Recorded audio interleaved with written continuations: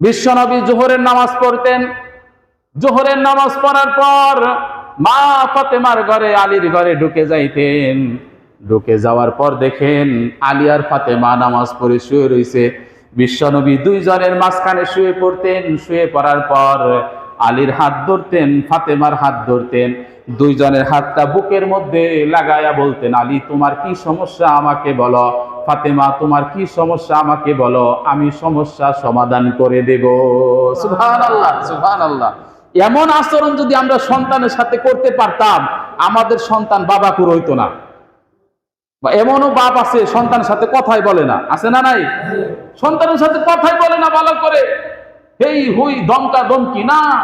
খাবার টেবিলে, রাতের বেলা ডাইনিং টেবিলে বসে সুন্দর করে, বাবা তোরে এত আতর যত্ন করে মানুষ করছি, তোর জন্য ভালো একটা শার্ট পরি নাই, তোর জন্য ভালো একটা দামি জুতা পরি নাই, তোর জন্য ভালো খাবার 3000 টাকা ইলিশ মাছ সেটাও কিনি নাই, তোর পরীক্ষার ফিস দেওয়া লাগবে দেখে। কথা বলেন ঠিক কিনা?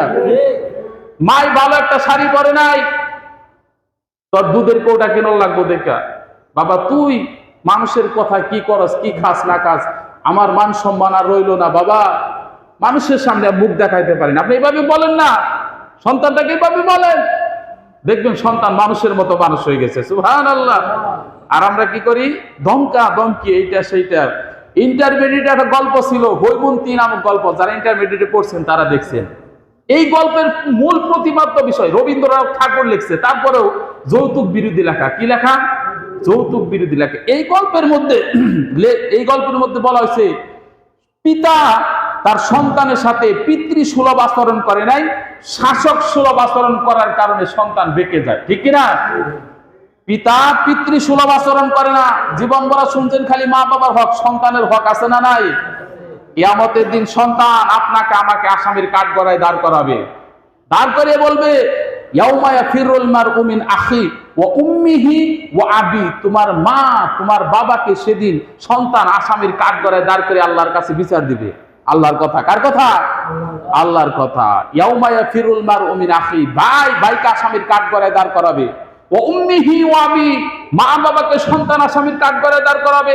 ওয়া সাহিবাতিহি ওয়া বানি, স্ত্রী সন্তান সেদিন তোমাকে আসামির কাঠগড়ায় দাঁড় করাবে।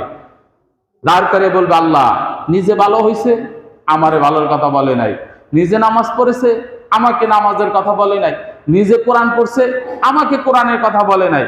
সেদিন সন্তান মা বাবার বিরুদ্ধে আসামির কাঠগড়ায় তাদেরকে দাঁড় করাবে। এজন্য সন্তানদের সাথে পিতৃসুলভ আচরণ করতে হবে। কি সুলভ? পিতৃসুলভ আচরণ করতে হবে। শাসক সুলভ আচরণ করে কোনো মানুষ করা যায় না। সন্তানদেরকে ভালোবাসার মাধ্যমে যে শাসন করা যায়, শাসনের মাধ্যমে সেই শাসন করা যায় না।